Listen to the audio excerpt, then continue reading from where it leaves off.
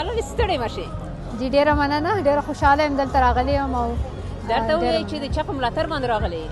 اوس آی سی سی دعوت راکړی و چې راشئ دلته او پاکستان نمایندګي وکړئ، نو د هغې لپاره دلته راغلی یم او ډېره خوشحاله یم چې دلته مختلف ملکونو نه خلک راغلي، تاسو هم دلته راغلي، نور هم ملکونو نه خلک راغلي، افغانستان، بنګلادیش، انډیا، نیوزیلینډ، هر یو ملک، نو دا خلک را یو ځای شوي دی او دا یووالی یو پیغام ورکوي.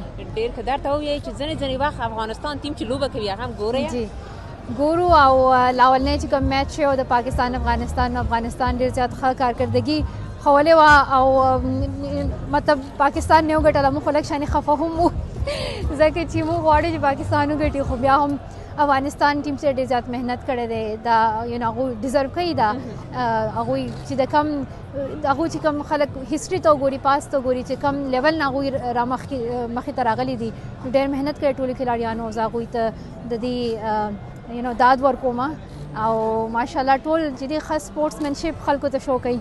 درته ووایي چې په افغانستان په ټیم کې دی کوم پلیر ډېر خوښ دی؟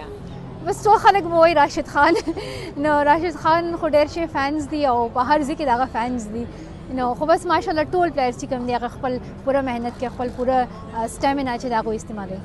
ډېره زیاته مننه. ډېره مننه جی، ډېره مننه.